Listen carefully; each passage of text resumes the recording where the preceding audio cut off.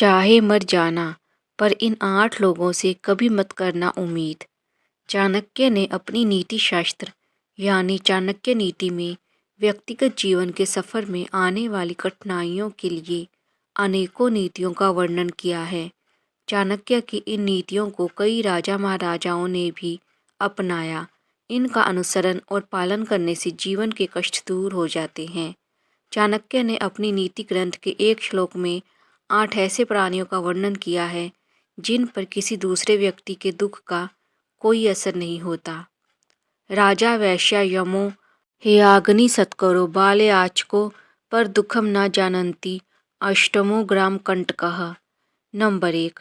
इस श्लोक में चाणक्य कहते हैं कि राजा यानी शासन व्यवस्था को कभी किसी व्यक्ति के दुख का कोई फर्क नहीं पड़ता, क्योंकि वह कानून के नियमों में बंधा होता है और उसके आगे दुख व भावनाओं को नज़रअंदाज कर देता है। नंबर 2। चाणक्य के मुताबिक वैश्य को सिर्फ अपने काम से मतलब होता है। उसे इस बात का कोई फर्क नहीं होता कि दूसरा व्यक्ति कितना दुखी है या उसकी पीड़ा कितनी है। नंबर 3। यमराज का जिक्र करते हुए चाणक्य कहते हैं कि यमराज पर लोगों के दुख दर्द का कोई प्रभाव नहीं पड़ता। लोगों की भावनाओं को परे रखते हुए समय आने पर वो प्राण हर ही लेते हैं। अगर वो लोगों के दुख को समझने लगे तो किसी की मौत ही नहीं होगी।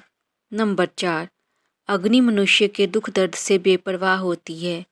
आग की प्रवृत्ति सब कुछ जला डालने की है। अग्नि जिंदा रहने के लिए जितनी जरूरी है उतनी ही खतरनाक भी। उस पर किसी के दुख दर्द का कोई असर नहीं होता। नंबर 5। चाणक्य ने कहा है कि चोर किसी की पीड़ा नहीं समझते। उसका एक ही लक्ष्य होता है, चोरी करना। उसके चोरी से सामने वाले के साथ कितनी बड़ी परेशानी हो सकती है, इससे उसे कोई मतलब नहीं होता। नंबर 6। चाणक्य ने 8 प्राणियों में बच्चों को भी शामिल किया है। वो कहते हैं कि बच्चों को किसी की परेशानी से कोई मतलब नहीं होता। वो नादान होते हैं और इसीलिए लोगों की भावनाओं को नहीं समझ पाते। नंबर 7।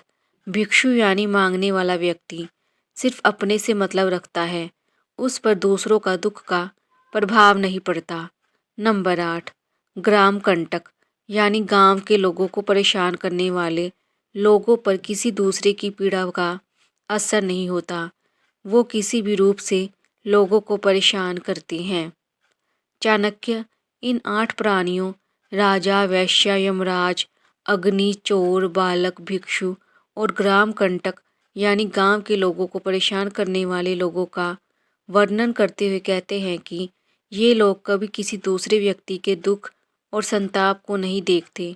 ये अपने मन के अनुसार काम करते हैं, इसीलिए इनसे दया की अपेक्षा नहीं करनी चाहिए।